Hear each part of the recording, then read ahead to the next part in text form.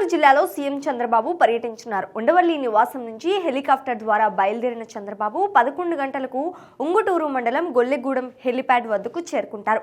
అనంతరం అక్కడి నుంచి రోడ్డు మార్గం ద్వారా గోపీనాథ్ పట్నం చేరుకుని ఎన్టీఆర్ భరోసా పెన్షన్ కార్యక్రమంలో పాల్గొంటారు. ఇక ఇదే అంశంపై మరింత సమాచారం ఏలూరు జిల్లా నుంచి ప్రతినిధి చైతన్య అందిస్తారు. ఎన్టీఆర్ పెన్షన్ భరోసా కార్యక్రమానికైతే ఈరోజు ఏలూరు జిల్లాలో సీఎం చంద్రబాబు నాయుడు అయితే పర్యటించనున్నారు.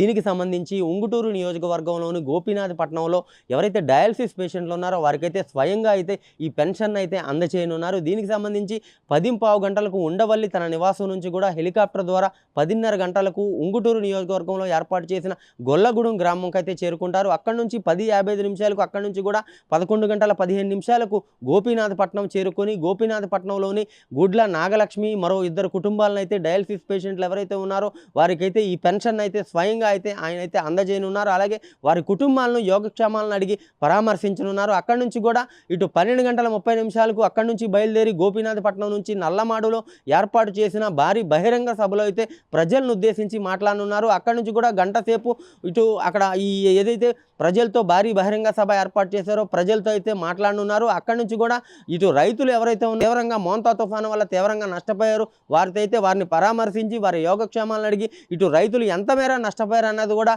ఆ రైతులతో అయితే మాట్లాడే పరిస్థితి అయితే ఉంది. అక్కడ తిరుగు నల్లమాడు నుంచి కూడా మళ్ళీ తిరిగి గోపీనాథ్ పట్నం మీదుగా మళ్ళీ ఇటు గొల్లగూడెం చేరుకొని 2 గంటలకైతే 2 గంటల నుంచి కూడా అక్కడ కార్యకర్తలతో అయితే ముఖాముఖి కార్యక్రమం అయితే ఏర్పాటు చేశారు. కార్యకర్తల ముఖాముఖి కార్యక్రమం అయిన అనంతరం అక్కడి నుంచి 3 గంటల 15 నిమిషాలకు తిరిగి ఉండవల్లి తన నివాసానికి అయితే చేరుకుంటారు. దీనికి సంబంధించి ఇప్పటికే ఉంగుటూరు నియోజకవర్గం ఎమ్మెల్యే పచ్చమట్ల ధర్మరాజు, ఆప్కాప్ చైర్మన్ గన్ని వీరాంజనేయులు అలాగే మంత్రి పార్థసారథి కూడా ఇప్పటికే ఏర్పాట్లన్నీ పూర్తి చేశారు. అలాగే పోలీసు యంత్రాంగం భారీ బందోబస్తును అయితే ఏర్పాటు చేసింది. జిల్లా కలెక్టర్ ఇట్లా ఏర్పాట్లన్నింటినీ కూడా 3 రోజుల నుంచి కూడా ఎటువంటి ఇబ్బందులు కలగకుండా వర్షం నేపథ్యంలో తుఫాను నేపథ్యంలో ఎటువంటి ఆటంకాలు జరగకుండా కూడా జిల్లా కలెక్టర్ అయితే ఏర్పాట్లన్నీ పూర్తి చేసిన పరిస్థితి అయితే ఉంది.